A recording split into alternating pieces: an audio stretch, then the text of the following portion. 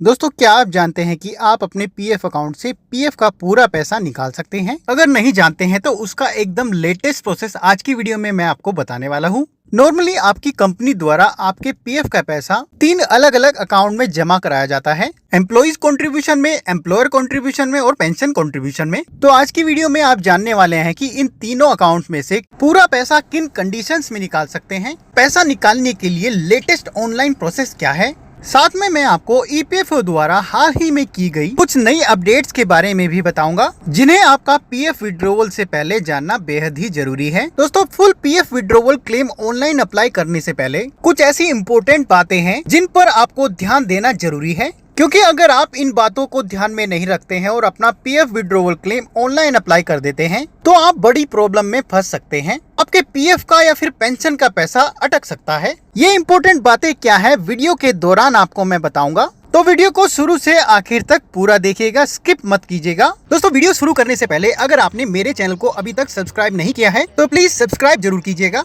क्योंकि my simple guide पर आपको ईपीएफ अकाउंट से जुड़ी लेटेस्ट अपडेट्स की वीडियो देखने को मिल जाती है। साथ में माई सिंपल गाइड पर आपको अलग अलग टॉपिक्स पर इंफॉर्मेटिव और स्टेप बाय स्टेप प्रोसेस की वीडियोस देखने को मिल जाती हैं। ऑनलाइन अप्लाई करने के लिए सबसे पहले आपको ईपीएफओ की वेबसाइट को ओपन करना है। वेबसाइट का डायरेक्ट लिंक मैं आपको वीडियो के डिस्क्रिप्शन में डाल दूंगा, वहाँ से आप क्लिक करके डायरेक्ट वेबसाइट को ओपन कर सकते हैं। उसके बाद यहाँ आप देखेंगे राइट हैंड साइड में आपको ऑप्शंस में से आपको क्लिक करना है online claim member account transfer पर। जैसे ही आप क्लिक करते हैं आपको यूनिफाइड मेंबर पोर्टल खुल के आ जाएगा। एक लॉगिन स्क्रीन आपको दिखाई देगी। यहाँ आपको अपने यूएन नंबर, पासवर्ड और कैप्चा कोड के साथ लॉगिन कर लेना है।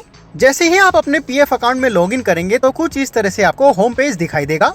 दोस्तों, यहाँ पर सबसे पहले आपको अपनी सर्विस हिस्ट्री को चेक करना है, क्योंकि अगर आपने एक से ज्यादा कंपनीज में काम किया है और आपके अलग अलग पीएफ अकाउंट्स खुले हैं तो सबसे पहले आपको पुराने सारे पीएफ अकाउंट के बैलेंस को करंट पीएफ अकाउंट में ट्रांसफर कर लेना होगा।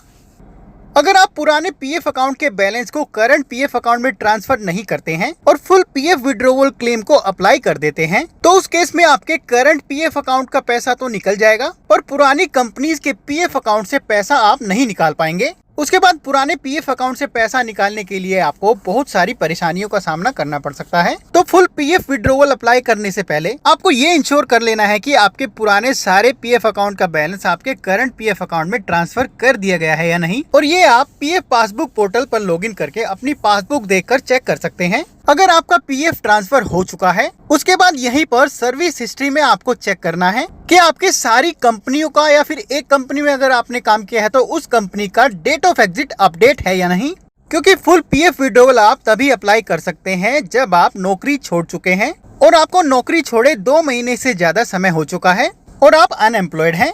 इस केस में आपकी डेट ऑफ एग्जिट भी अपडेट होना जरूरी है। पीएफ अकाउंट में डेट ऑफ एग्जिट को आप अपने आप ऑनलाइन अपडेट कर सकते हैं। उसके लिए आपको सिंपली जाना है मैनेज पर और क्लिक करना है मार्क एग्जिट पर। उसके बाद अपने एम्प्लॉयर को चुनना है और अपनी डेट ऑफ एग्जिट की डेट को यहाँ पर फिलअप करना है और आधार ओटीपी वैलिडेशन की सहायता से डेट ऑफ एग्जिट की रिक्वेस्ट को सबमिट कर देना है। जैसे ही आप सबमिट करते हैं तुरंत आपकी डेट ऑफ एग्जिट आपके पीएफ अकाउंट में अपडेट कर दी जाती है। दोस्तों, आधार ओटीपी वैलिडेशन पीएफ अकाउंट से पूरा पैसा निकालने के लिए ये भी जरूरी है कि आपके आधार कार्ड के साथ आपका currently active mobile number registered होना चाहिए, क्योंकि ऑनलाइन पीएफ विड्रॉवल क्लेम की प्रोसेस को कंप्लीट करने के लिए आपको आधार ओटीपी वैलिडेशन की प्रोसेस को कंप्लीट करना होता है। उसके बाद अगले स्टेप में आपको अपनी केवाईसी के स्टेटस को चेक करना है, क्योंकि online PF withdrawal claim apply करने के लिए ये भी जरूरी है कि आपके पीएफ अकाउंट में आपकी केवाईसीज यानी कि आपका आधार, आपकी bank account details completely update होना अनिवार्य है। पीएफ अकाउंट की केवाईसीज में आप बैंक अकाउंट डिटेल्स को और पैन डिटेल्स को ऑनलाइन ही अपडेट कर सकते हैं। उसके लिए सिंपली यहाँ पर आपको ऑप्शन को चुनना है, अपनी डिटेल्स को फिलअप करना है और आधार ओटीपी वैलिडेशन के जरिए रिक्वेस्ट को सबमिट कर देना है। रिक्वेस्ट आपके एम्प्लॉयर के पास भेजी जाती है। उसके बाद आपका एम्प्लॉयर डिजिटल सिग्नेचर के जरिए उसको अप्रूव करता है और उसके बाद आपकी केवाईसीज आपके पीएफ अकाउंट में अपडेट कर दी जाती है। यहाँ पर कुछ बैंक की केवाईसीज डायरेक्ट बैंक को अप्रूव करने के लिए भेजी जाती है, जैसे कि state bank of India, Punjab national bank, Canara bank. ऐसे और भी बैंक है जिनमें बैंक केवाईसी को अप्रूव करने के लिए डायरेक्ट बैंक ब्रांच को रिक्वेस्ट भेजी जाती है। और बैंक उसको वेरीफाई करता है और अप्रूव कर देता है। अगले स्टेप में आपको ये चेक कर लेना है कि आपके पीएफ अकाउंट में और आपके केवाईसी डॉक्यूमेंट्स में आपकी बेसिक डिटेल्स एकदम मैच होना जरूरी है। जैसे कि आपका नाम, father name, date of birth, ये सारी डिटेल्स आपकी केवाईसी डॉक्यूमेंट्स में और आपके पीएफ अकाउंट में एकदम मैच होना चाहिए, अदरवाइज आपका क्लेम रिजेक्ट भी किया जा सकता है। उसके बाद अगर आप ये सारे स्टेप्स पूरे कर चुके हैं, यहाँ को जाना है ऑनलाइन सर्विसेज पर और यहाँ पर आपको सेलेक्ट करना है क्लेम ऑप्शन को। जैसे ही आप सेलेक्ट करेंगे, अगली जो स्क्रीन आपको दिखाई देगी वो कुछ इस तरह से होगी। यहाँ आपको आपके पीएफ अकाउंट की कुछ डिटेल्स दिखाई जाएंगी और आपको अपना बैंक अकाउंट नंबर यहाँ पर वेरीफाई करना होगा। यहाँ पर आपको वही बैंक अकाउंट नंबर एंटर करना है जो आपने केवाईसी में अपडेट कराया है। बैंक अकाउंट नंबर एंटर करने के बाद आपको वेरीफाई पर क्लिक करना है। जैसे ही आप क्लिक करते हैं आपको एक नोटिफिकेशन शो होगा, इसको आपको यस करना है। उसके बाद नीचे स्क्रॉल करेंगे और क्लिक करेंगे प्रोसीड टू ऑनलाइन क्लेम पर। उसके बाद अगली स्क्रीन पर I want to apply form में आपको अपने पीएफ विड्रॉवल क्लेम फॉर्म को चुनना है। जैसे ही आप सेलेक्ट करने जाएंगे, यहाँ आप देखेंगे एक फॉर्म की लिस्ट खुल के आ जाएगी जिसमें आपको 4 फॉर्म्स यहाँ पर आपको दिखाई देंगे। Online PF withdrawal form 19, online pension withdrawal form 10C, scheme certificate form 10C और पीएफ एडवांस फॉर्म 31।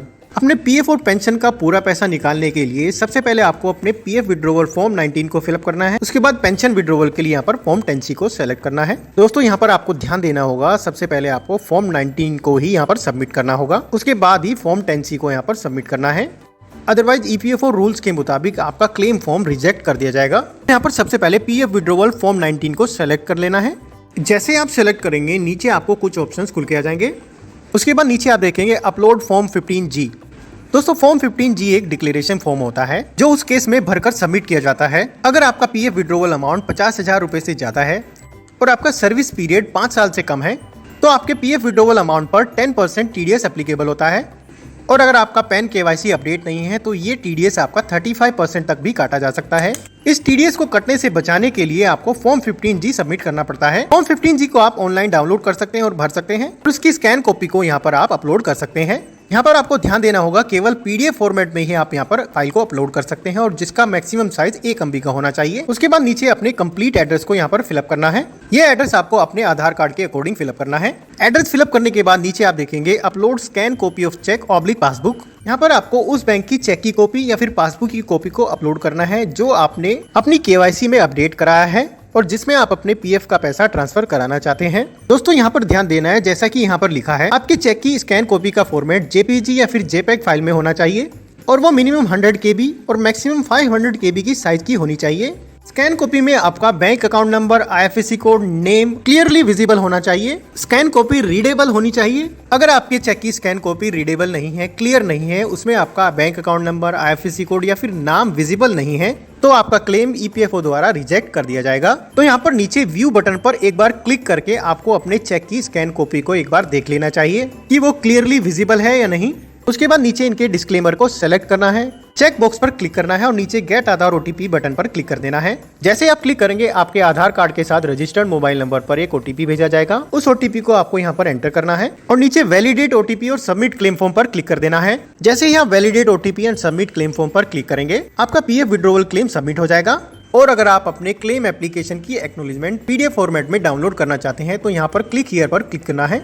उसी तरीके से यहाँ पर पेंशन विड्रॉवल क्लेम को ऑनलाइन अप्लाई करने के लिए अगेन आपको यहाँ पर ऑनलाइन सर्विसेज पर जाना है और अगेन क्लिक करना है क्लेम फॉर्म 31, 19, 10C और 10D पर।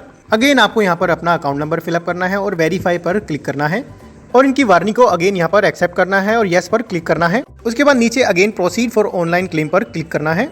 उसके बाद यहाँ पर I want to apply for में जब आप अपने क्लेम फॉर्म को सेलेक्ट करते हैं, यहाँ पर अब की बार आपको only pension withdrawal form 10C को सेलेक्ट करना है। अगेन यहाँ पे आपको एड्रेस फिलअप करना है। आपका पूरा एड्रेस क्या है वो यहाँ पे फिलअप करेंगे।